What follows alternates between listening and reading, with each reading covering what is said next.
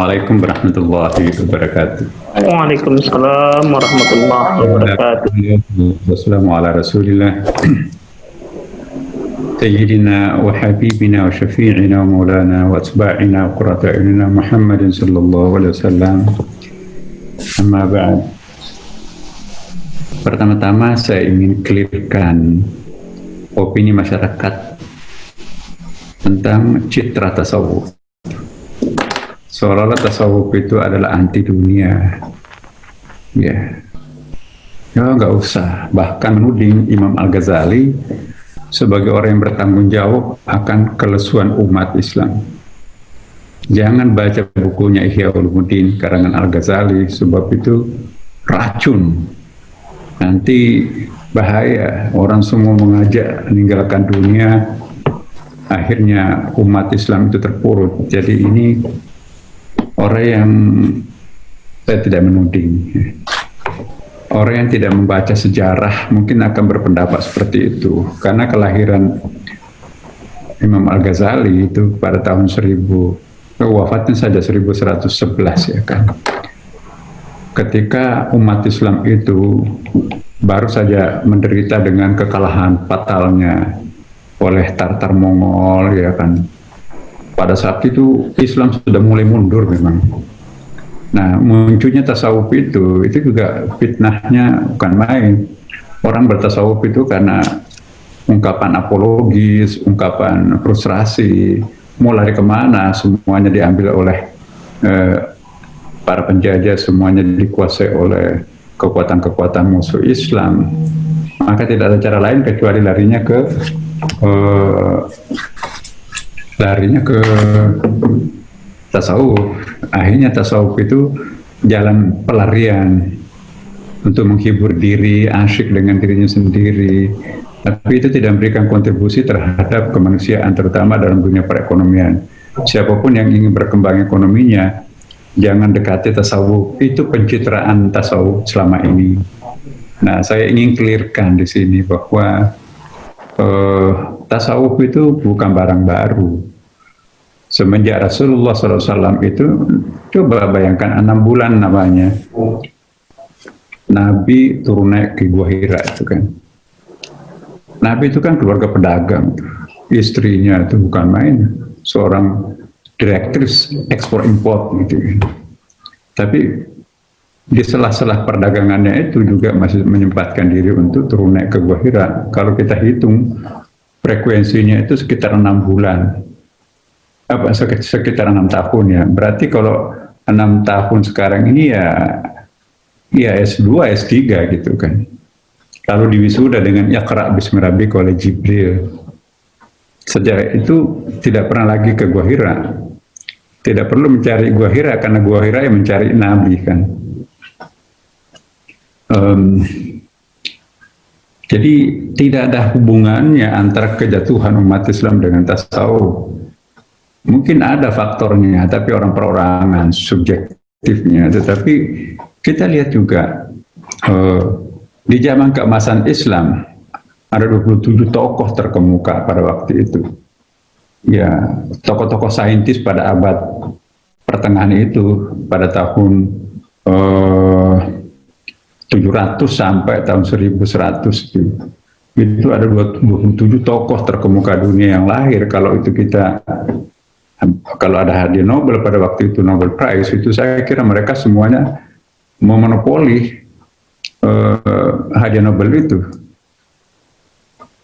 Kenapa? Karena mereka itu menemukan ilmu pengetahuan murni.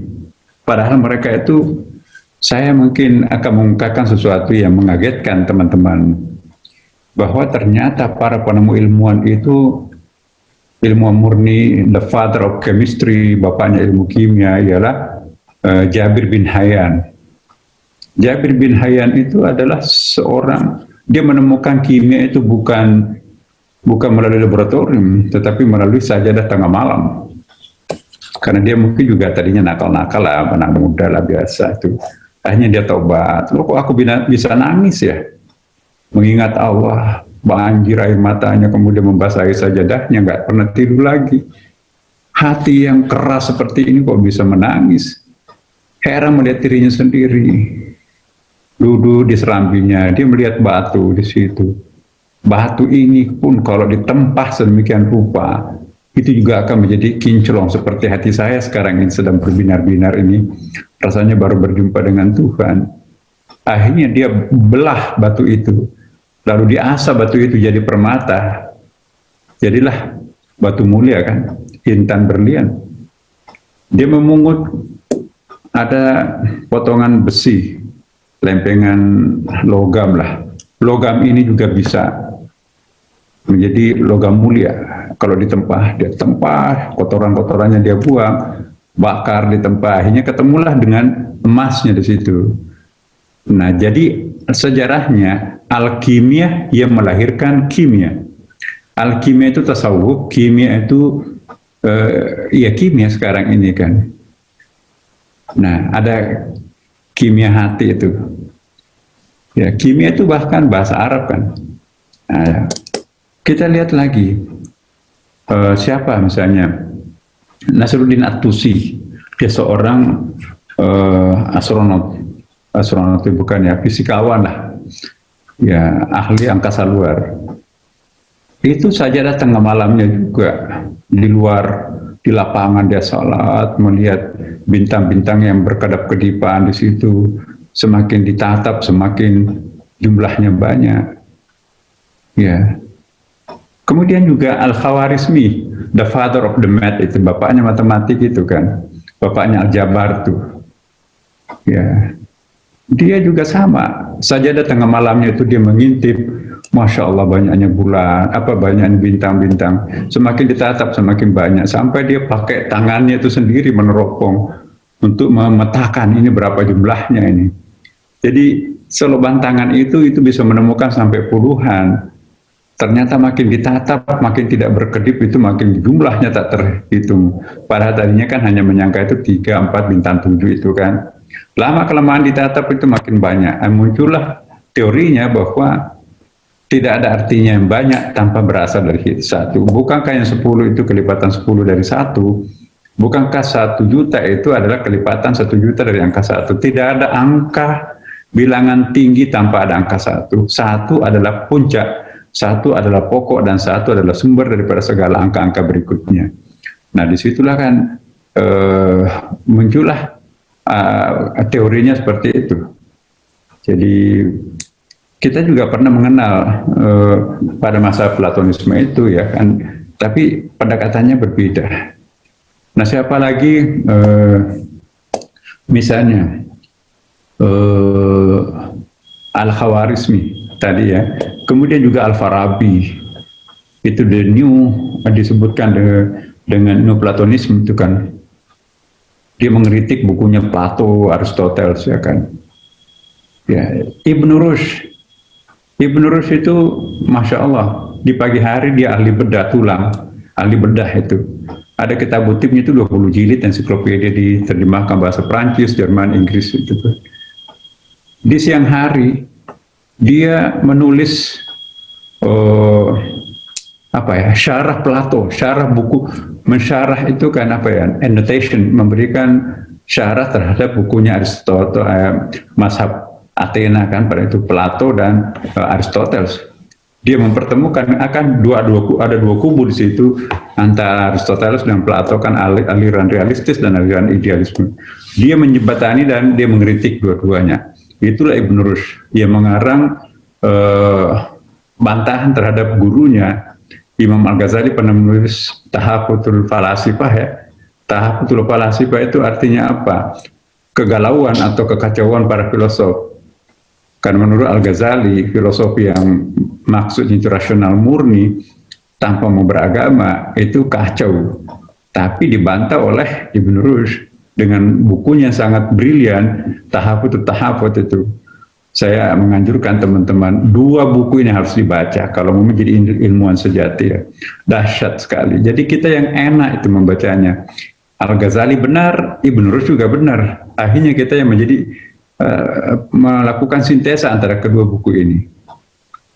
Nah, kemudian di sore hari dia menulis, dia seorang qadhi kan, Ibn Rushd ini.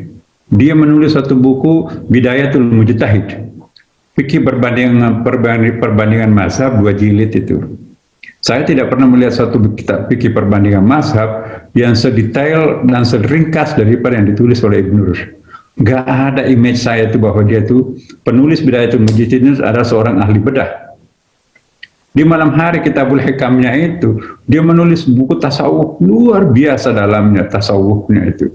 Jadi pagi hari dokter spesialis, agak siang dia seorang filosof, sore dia seorang qadhi ahli fikih, malam dia seorang sufi. 1000 tahun yang lampau. Dari mana dapatnya itu? Itu semua nama-nama yang saya sebutkan itu adalah sufi besar. Ya. Ada lagi yang menemukan ilmu optik itu. Ya, optik itu kan ada sejarahnya, ada dramatikalnya itu. Saya pikir luar biasa itu. Ada kan satu orang yang pernah digelar sebagai the prophet of knowledge itu kan, yaitu Roger Bacon. Roger Bacon ini menulis buku dalam bahasa Inggris itu The Optics. Ya, di optik ini itu ternyata mengorbitkan namanya itu sebagai seorang yang maha dahsyat. Ilmu kacamata itu loh yang pembesar dan pecekung, kacamata cekung, dan ternyata setelah ditemukan bahwa itu hampir 100% terjemahan asli daripada bukunya Ibnu Haytham, Kitabul Munadhir. Akhirnya diludahi patungnya, dirobohkan patungnya di Eropa itu. Dia adalah tokoh plagiator besar milenium ini. Dianggap sebagai raja. Bayangkan dianggap tadinya nabinya ilmu pengetahuan barat, tiba-tiba diludahi, kemudian dituding sebagai ini raja plagiator terbesar di milenium ini, bukan di abad ini. Kenapa? Dia memplagiasi, dia menerjemahkan ke dalam bahasa Inggris bukunya Ibnu Haytham. Ya. Itu wafatnya lebih 1000 tahun yang lalu. Sedangkan Roger Bacon itu kan abad ke-19 itu kan. Nah, subhanallah, jadi teman-teman, ada lagi misalnya Ar-Razi, the father of modern hospital. Dia juga farmakolog, bapaknya ilmu obat-obatan, botani dan sebagainya itu. Itu seorang sufi semuanya. Dan seorang sufi itu dia lebih gampang mengakses ilmunya Tuhan. Ya, sufi itu kapasitasnya sebagai murid. Apa itu murid? Itu bahasa tasawuf itu. Arada yuridu muridun. Murid itu ialah orang yang mencari ilmunya Allah. Kalau at-tulab, orang yang mencari ilmunya dosen. Lebih pintar mana dosen atau Allah? Maka itu syurutul murid itu menurut Imam Al-Ghazali ada 12. Tapi syurutul tulab asal bayar SPP, lulus ujian. Oke, lulus. Plagiasi, itu belakang persoalan. Nah, coba. Maka itu predikat al-murid itu jauh lebih mulia daripada at-tulab atau at-tilmiz, ya, mencari ilmunya guru. Maka itu kalau di dalam ilmu tarekat itu, kalau seorang itu diterima guru, diterima sebagai murid, itu syukur tuh. Karena tesnya itu dites sendiri oleh mursyidnya. Kalau sandalnya menghadap ke dalam, berarti masuk diterima murid. Tapi kalau sandalnya di luar padepokan itu menghadap keluar, itu gagal tuh. Mujahadah dulu, riadah dulu, setahun baru tes lagi kalau sampai sandalnya menghadap ke dalam padepokan. Nah, jadi tidak gampang menjadi murid. Murid itu adalah produk-produk sufistik itu, ilmu huduri bukan ilmu husuli. Nah, saya ingin bicara sedikit tentang masalah ekonomi ya. Apa konsep ekonomi tentang para sufi itu? Saya ingin mengatakan bahwa ada ayat hadis yang sering disalahpahami oleh orang. Ini hadis benar loh, hadis ini, bahwa dunia sijinul mu'minin wa jannatul kafirin. Dunia itu adalah penjara bagi orang mukmin, ya kan? Wa jannatul kafirin, dan dunia ini adalah surganya bagi orang kafir. Apa logikanya nih? Logikanya bahwa orang yang mencintai dunianya, pencinta dunia itu adalah surganya orang-orang kafir. Nah, kalau orang mukmin itu jangan mencintai dunia, jauhi dunia, kira-kira kan begitu kan. Nah itu hadisnya benar, tapi cara mengartikulasikan hadis itu nggak begitu. Nah, dunia sijinul mukminin, dunia itu di mata para sufi itu bagaikan neraka itu, ya, penjara bagi orang beriman. Kenapa disebut penjara? Apa kehidupan penjara? Kehidupan itu serba terbatas di penjara. Mau makan nggak ada makanan enak, mau minum nggak ada minuman enak, hanya monoton di situ kan. Loh, kok kenapa? Kenapa Islam mencitrakan dunia seperti itu, kayak penjara? Dan orang yang mencitra positifkan dunia itu, ya itulah orang kafir. Berarti kalau ada orang Islam mencintai dunia, berarti dia sesungguhnya itu KTP-nya Islam, tapi dia kafir. Konotasinya orang memahami hadis ini seperti itu orang nggak ngerti tasawuf ya. Nah, orang bingung, nggak mau mempopulerkan hadis ini, apalagi para ilmuwan ekonomi syariah nggak mau mengungkit-ungkit hadis ini. Ya, kenapa sih hadis ini ditakuti oleh jurusan ekonomi syariah? Ini hadisnya sahih kok. Dunia sejujurnya. Nah, pemahamannya begini, dibandingkan orang tasawuf itu kan bolak-balik langit bumi kan. As-salatu mi'rajul mu'minin. Salat itu pendakian ke atas tuh kan. As-salatu mi'rajul mu'minin. Jadi mi'raj itu bukan cuma nabi. Subhanalladzi asra bi 'abdihi. Itu bukan subhanalladzi asra bi Muhammadin. Bi 'abdihi, siapa pun merasa hamba, tapi hambanya itu di situ kan. Ya, bukan subhanalladzi asra li 'abdihi. Tapi subhanalladzi asra bi'abdihi. Dalam ilmu balaghah, lam dengan ba itu kan beda. Al-ba'u hunaka litab'id, kedekatan. Wabil walidain ihsana, bukan walil walidain ihsana kan. Berbuat baik kepada tetangga, fakir miskin, yatim piatu, charity, itu kan lam, walidil qurba wal yatamal masakin. Tapi giliran orang tua, wabil walidain ihsana. Terjemahannya sama tuh lam dengan ba, padahal beda kan. Kalau lam itu boleh berjarak. Pembantu antarkan makanan ini ke tetangga, ini tercium baunya, nanti dosa kita kalau nggak dikasih. Berada kelebihan kan. Pak supir antarkan ke panti asuhan bantuan sedekah ini. Boleh. Tapi kalau ada panggilan ke kampung, orang tuanya sakit, jangan kirim obat, uang, ambulans, dokter. Kita yang harus langsung. Kenapa? Wabil walidaini ihsana. Kepada kedua orang tuamu hendaklah berbuat baik. Direct, not indirect. Itu makna bi dengan lam itu arti bahasa Indonesianya sama. Sama juga tadi ayat yang disebutkan kan, itu kan beda dengan la dan lam itu kan. La itu apa ya ayatnya itu? Kamar sanabikum rasulullah minkum yatlu alaikum ayatina wa yudzakikum wa yu'allimukumul kitaba wal hikmah wa yu'allimukum ma lam takunu ta'lamun. Ini para sufi ini diajarkan sesuatu malam takunu ta'lam, yang unknowable, tidak akan pernah bisa diketahui oleh orang lain selain pemberian langsung dari Allah kan. Tapi kalau ilmuwan biasa, tulab, sarjana, profesor, doktor, ya, biologik itu, dia hanya akan dapat mala takunu ta'lam. Tapi kalau sufi, dia akan dapat malam takunu ta'lam. Mal farqu bainihima, what is the difference between that? Dia apa antara lam dan la. Kalau mala takunu ta'lamun itu unknowable, tidak akan pernah bisa diketahui kecuali dari Allah. Tapi kalau mala takunu ta'lamun itu unknown. Jadi ada unknown, tidak bisa diketahui, tapi begitu diajarkan dapat. Begitu baca bukunya dapat. Tapi kalau malam takunu ta'lamun itu kalau bukan wahyu, kalau bukan ilham, divine knowledge, enggak bakalan. Nah, sufi itu mendapatkan divine knowledge. Intelektual biasa itu hanya akan dapatkan human knowledge itu kan. Belajar. Tadi itu disampaikan Adinda itu ya. Itu potensi-potensi manusia itu sebetulnya kalau istilah Qur'annya bukan hanya itu Adinda ya. Itu dalam istilah manusia dalam Quran itu ada ar-rajul, ada an-nisa, imra'ah, imratanu, imrata Lut dan seterusnya kan. Ada 8 istilah manusia dalam Quran. Kemudian juga walakat ad-dunya sijnul mu'minin. Yang kedua pemahamannya. Karena sufi ini kan bolak-balik langit ya.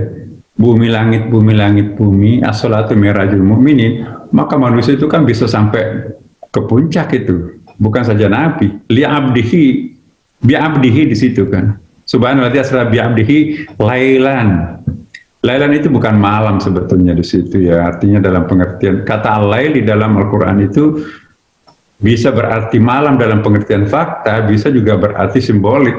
Syair-syair bahasa Arab itu kan al-laila itu bisa berarti keheningan, kesyahduan, kepasrahan, kerinduan, kehangatan, ya kehusuan, itu al-lailah, lailiyah kan.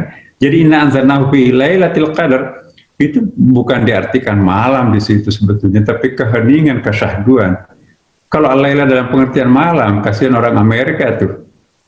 Turun Lailatul Qadar di Makassar atau di Jakarta itu jam 12 malam tuh di Amerika itu, siang di Amerika itu kan nggak dapat lailahnya kan. Tapi kalau keheningan di situ artinya makna simboliknya semuanya dapat. Kan Lailatul Qadar itu kan subjektif ya kan. Ya boleh jadi sholat duha, orang suaminya pergi ke kantor, anak-anaknya pergi kuliah dan sekolah, pembantunya istirahat dalam bulan Ramadan, dia masih sholat duha, ngaji, nangis sendirian di kamar sedalam-dalamnya, itu lailiyah bagi yang bersangkutan. Jadi Lailatul Qadar itu bukan malam dalam fakta, tapi malam dalam pengertian simbolik. Ada kaul yang mengatakan seperti itu. Nah, para sufi itu naik turun ke langit, etalase yang dipamerkan Tuhan di langit itu nggak ada artinya di dunia ini. Pondok Indah dengan segala macam mall internasionalnya di situ, nggak ada nilainya sama sekali dibanding dengan etalase yang dipamerkan Allah di langit yang setiap saat oleh para musallin yang khusyuk itu melihat di atas. Cahaya tidak pernah disaksikan di bumi, bertaburan di langit sana itu. Akhirnya Nabi mengatakan, ad-dunya sijnul mu'minin, dunia ini penjaranya bagi orang mukmin. Wa jannatul kafirin, dan surganya bagi orang kafir. Orang kafir kan tidak pernah mendaki langit. Jadi begitu dia keblinger lihat pramugari cantik, waduh bukan main, pelayan-pelayan toko yang hebat-hebat, from office-nya bank itu kan. Tapi para sufi, bidadari yang setiap saat dilihat di sana. Secantik apa sih manusia bumi dibandingkan? Nah inilah makna sejati daripada hadis ini, tapi kita gagal memberikan transformasi kepada masyarakat kita. Akhirnya orang-orang ekonomi, even itu adalah ekonomi syariah, nggak mau mengutip hadis ini. Kenapa? Karena dia tidak bisa memberikan penjelasan yang sesungguhnya pendekatannya ini harus pendekatannya tasawuf. Ini bukan hadis fikih, tapi hadis sufistik nih. Nah, ada lagi misalnya, ya. Jadi sufi itu nggak menjauhi dunia. Banyak sekali seorang sufi itu adalah seorang kaya raya. Abdurrahman bin Auf itu konglomerat pada masa Nabi, dia sufi itu. Sahabat sufi salah satu diantaranya. Utsman bin Affan. Coba, saya memberikan satu ilustrasi. Ditegur oleh Rasulullah, hai Utsman, kalau sedekah jangan 100%. Yang biasa bersedekah 100% itu sufi. Kalau orang fikih, ya udahlah kita sudah belurkan zakat, infak, jariyah, ya hibah, wasiat, yang usyur, humus, udah 27 juga itu kan, pundi-pundi Islamnya. Tapi kalau sufi nggak menghitung angka-angka seperti itu, ya. Yang penting hijrah pertama Rasulullah itu perlu dana besar. Seluruh untanya Abu Bakar di Mekah itu dijual, kemudian dipakai untuk ngongkosin orang hijrah ke Madinah. Nabi menegur, kalau sedekah jangan 100%. Gampang ya Rasulullah. Di Madinah juga saya akan cari uang. 3 tahun tinggal di Madinah, dia menjadi orang kedua terkaya Utsman di Madinah kan. Jadi kalau orang bakatnya cari uang itu ya memang pinter Utsman itu. Makanya itu kabinetnya Nabi nggak pernah diganti-ganti kan. Orang paling cerdas, anak muda idealis itu Ali. Tapi orang yang paling revolusioner, ya, intelektual, pemikir, pembaharu, itulah Umar, nggak pernah diganti. Tapi yang piawai seorang Abu Bakar, Nabi pun juga sering curhat terhadap Abu Bakar. Nah, ditambah dengan satu sekretaris pribadinya itu kan, Zaid bin Thabit tidak pernah dipecat sebagai sekretaris pribadinya Nabi, satu-satunya sahabat yang menguasai dunia, bahasa dunia pada waktu itu. Ada 6 bahasa dunia pada masa Nabi, bahasa Qibti, bahasa Suryani, bahasa Persia, bahasa Romawi, bahasa Arab itu sendiri kan. Satu-satunya sahabat Nabi ahli bahasa, menerjemahkan gagasannya, kemudian suratnya Nabi diterjemahkan ke dalam bahasa mereka, Zaid bin Thabit. Ya. Jadi Nabi itu cerdas. Tapi kita sudah terlanjur memperkenalkan Nabi itu buta huruf. Siapa yang harus bertanggung jawab? Itu tuduhan yang paling keji ialah menuduh Nabi buta huruf. Apa bangga kita menjadi umatnya orang yang buta huruf? Orang super cerdas kok buta huruf, gimana? Iqra. Coba. Masa Iqra pertama kalau memang buta huruf gitu kan? 4 kali itu Iqra, Iqra, Iqra. Mana biqari, mana biqari. Iqra bismi rabbik, Iqra rabbukal akram. Saya pernah bahas dalam buku saya itu kan, apa arti Iqra pertama, Iqra kedua, Iqra ketiga, dan Iqra keempat itu. Baca itu. Very sophisticated. Nah, jadi itu. Nabi, kalau memang dia buta huruf, apa artinya ummi? Ummi itu bukan bahasa Arab asli. Hati-hati loh, bahasa Quran, bahasa Arab itu bukan selamanya, tidak semuanya bahasa Arab dalam Al-Quran. Lihat dalam Al-Burhan fi Ulumul Quran itu kan. Ulumul Quran paling standar itu. Ada bahasa Indonesia dalam Al-Quran. Seperti kafur. Kafur itu nggak ada bahasa Timur Tengahnya itu. Terpaksa bahasa Indonesia itu kafur barus itu kan. Dalam surah Ad-Dahr itu menurut Cak Nur, itulah bahasa Indonesia.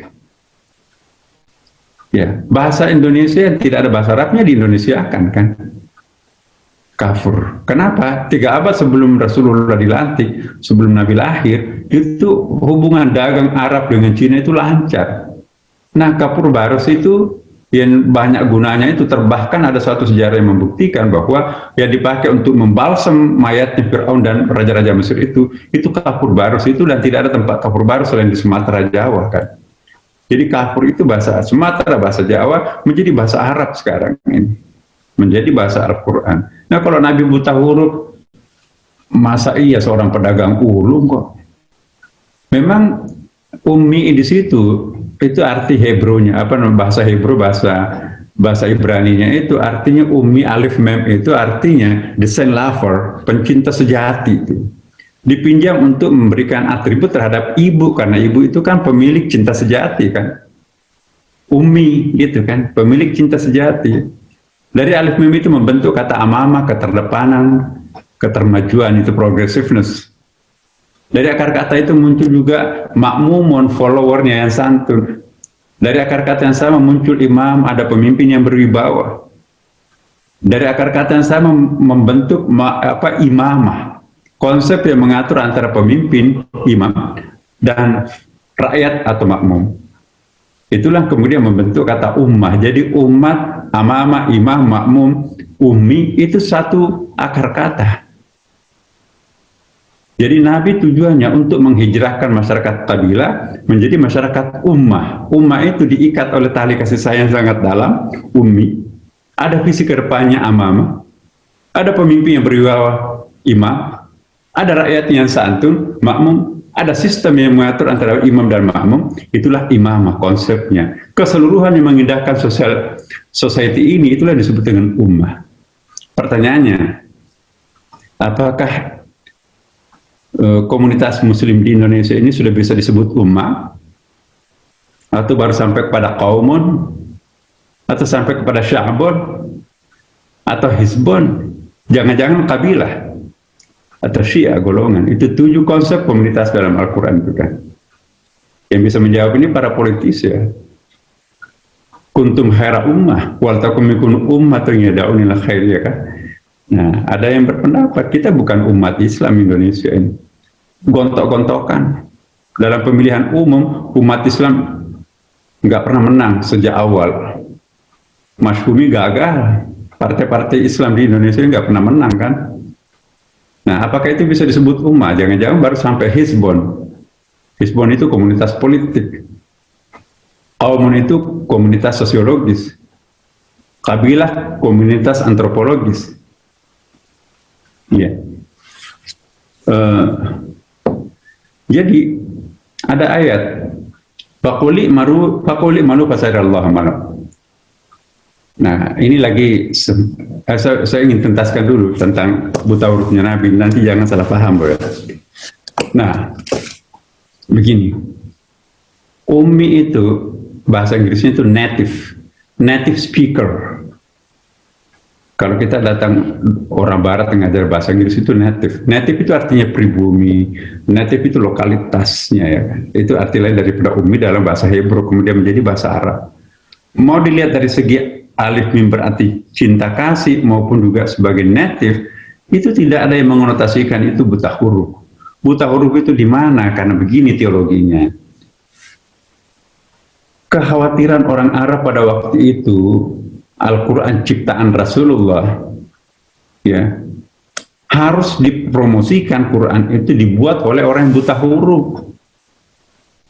Karena kalau Nabi pintar menulis dan pintar membaca, apalagi suka dagang kemana-mana, kan ke Syam kalau dia musim panas, dia ke apa namanya itu ke selatan, dia kalau musim panas itu ke kampungnya Habib Rizik sekarang ini, Yaman, ya kan.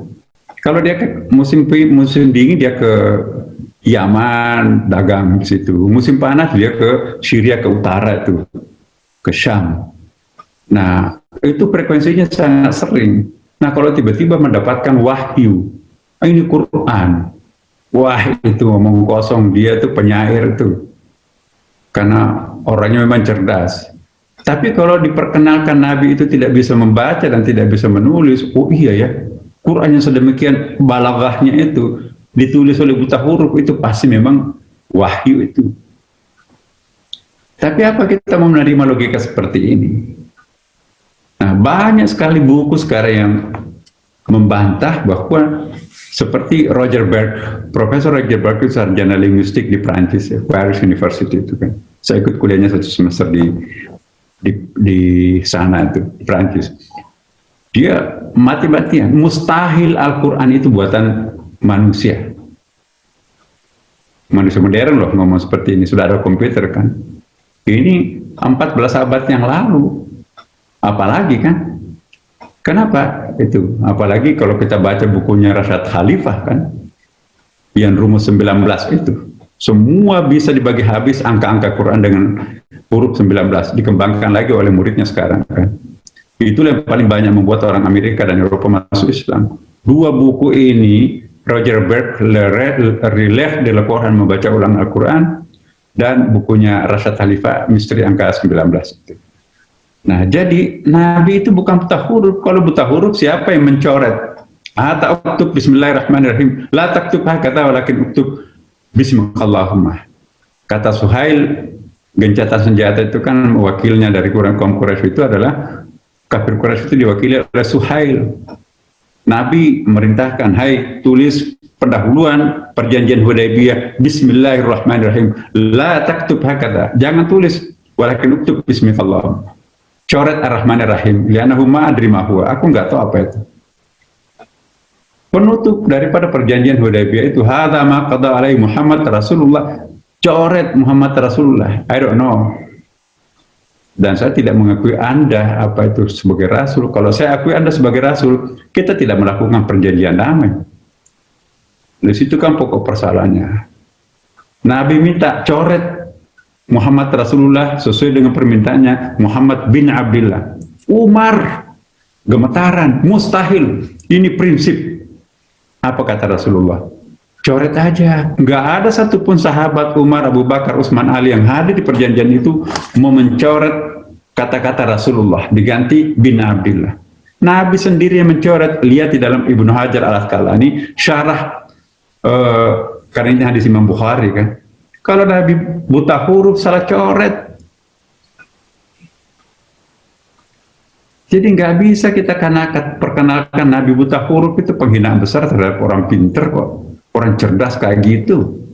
Tidak ada manusia yang mampu menyaksikan ajaran yang dibawanya mengarungi separuh belahan dunia selain Nabi Muhammad. Nabi Isa 700 tahun setelah nabinya wafat baru populer. Nabi 23 tahun dia masih menyaksikan agamanya, dia anut mulai dari Afrika ya, kita lihat di Mesir pada waktu itu kan, kemudian juga sampai ke Persia, sampai ke utara itu, ya ke Eropa, bahkan nyebrang itu pada masa Nabi. Nah, jadi Nabi seorang pedagang. Bagaimana mungkin Nabi menganjurkan kemiskinan? Rukun Islam itu kan, kalau nggak ada ekonomi yang kuat, nggak bisa dijalankan rukun Islam. Apa rukun Islam itu? Misalnya kan zakat. Bagaimana kita bisa membayar zakat itu kalau miskin? Al-yadul ulya khairum yadis sufla, tangan di atas itu lebih mulia daripada tangan di bawah. Kalau pendekatannya tasawuf seperti yang dicitrakan, mari kita menjadikan tangan di bawah, tukang minta-minta di situ kan. Padahal Nabi tidak. Yadul ulya, bahkan Nabi mengatakan qul i'malu fasayarallahu amalakum. Berkaryalah, niscaya Allah akan memberikan karyanya. Allah mengatakan faqul i'malu. Dalam bahasa Arab, lain amila, lain fa'alah. Amila itu perbuatan yang konsepsional, pakai sistem, pakai perencanaan, pakai controlling, pakai check and recheck dan seterusnya. Itu pekerja profesional. Jadilah kalian sebagai pekerja profesional. Tuhan tidak mengatakan fakulif alu. Kalau fa'ala itu konotasinya negatif, sembrono itu. Kalau amila itu profesional. Jadi kita diminta oleh Allah menjadi manusia-manusia profesional. Manusia profesional itu berorientasi pada profit. Profitnya berkah seperti disampaikan tadi Adinda itu kan. Nah, Allah tidak mengatakan fakuli fa'alu, tapi fakuli malu. Maka itu amil zakat, bukan fa'il zakat ya kan. Amil itu ya jangan diangkat amil kalau bukan amil. Kalau ada amil itu korupsi, itu fa'il. Ya, konotasinya fa'ala dalam Quran itu negatif. Alam tara kaifa fa'ala rabbuka, bukan alam tara kaifa amila rabbuka. Kalau amila itu positif, kalau fa'ala negatif. Iya. Jadi tidak benar kalau tasawuf itu menganjurkan kemiskinan. Bagaimana bisa menunaikan ibadah haji? Itu kan ibadah maliyah, badaniyah, ruhiyah kan. Kalau nggak ada harta bagaimana bisa? Itu ibadah badaniyah. Zakat itu ibadah maliyah juga kan. Bagaimana bisa mengeluarkan zakat profesi kalau nggak ada profesinya kan? Ya. Rabbana atina fid dunya hasanah. Dunia dulu kan. Dunia sih apa? Dunia miratul akhirah. Dunia itu adalah cerminan akhirat. Ya. Masa bisa salat kalau nggak ada penutup auratnya? Mana ada mukena gratis? Mana ada sarung gratis? Bisa nggak orang salat tanpa harta? Nggak mungkin lah. Utlubul ilmi walau bisin, tuntutlah ilmu sampai ke tanah Cina. Jarak yang paling jauh pada waktu itu Arab dan Cina. Kalau kita sama tetangga, nggak perlu ke Cina, orang Cinanya sudah penuh di Indonesia kan. Nah, jadi saya pikir mari kita membaca ulang dalil-dalil kitab tasawuf yang selama ini disalahpahami orang. Justru menurut hemat saya, kesimpulan ini, kalau ingin perekonomian dunia, apalagi Indonesia ini selamat, tinggalkan ekonomi riba. Kata Cak Nur almarhum, kenapa kita terpurut, kenapa Krismon? Karena kita terlalu banyak mengkonsumsi ekonomi riba. Apa itu riba? Mengeksploitasi keringat orang lain tuh. Jangan-jangan kita pun juga minum keringatnya orang miskin itu. Yang kaya semakin kaya, miskin semakin miskin. Itu riba banget itu. Satu kodi baju kaos di Tanah Abang 300.000 dijual di Papua di sana itu menjadi 3 juta. Itu sama dengan riba itu. Keuntungan yang berlipat-lipat ganda sampai sekian ratus %, itu bukan jual beli dalam ahlallahu bai' haramur riba. Memanfaatkan tingkat kebutuhannya orang yang luar biasa, akhirnya dia terpaksa beli. Itu tidak pernah dilakukan Nabi waktu dia jadi pedagang. Maka itu waktu Nabi itu pergi ke Syam, dia jual murah. Kita sudah untung kok 30%, jangan ikut-ikutan orang Arab rakus, nunggu sampai 100% baru mau pulang. Tapi siklus perputaran ekonomi Nabi sudah 3 kali bolak-balik Mekah Madinah, Mekah dan Syam. Pedagang Arab yang rakus itu 1 tahun nggak pernah pulang-pulang, nunggu barang dagangannya dijual mahal itu nggak laku, nanti laku semua baru pulang. Tapi Nabi begitu datang langsung habis, balik lagi ambil. Ternyata yang paling kaya adalah konsep Nabi. Jadi Nabi lah yang menciptakan suatu metode dagang, frekuensi perputarannya lebih penting, bukan menunggu keuntungannya segedong itu untuk baru pulang ke Mekah, enggak. Banyak sekali saya kira perlu kita sampaikan, tapi waktu kita terbatas. Dan demikianlah Adinda, hanya inilah mungkin yang bisa saya sampaikan. Demikian, wassalamualaikum warahmatullahi wabarakatuh.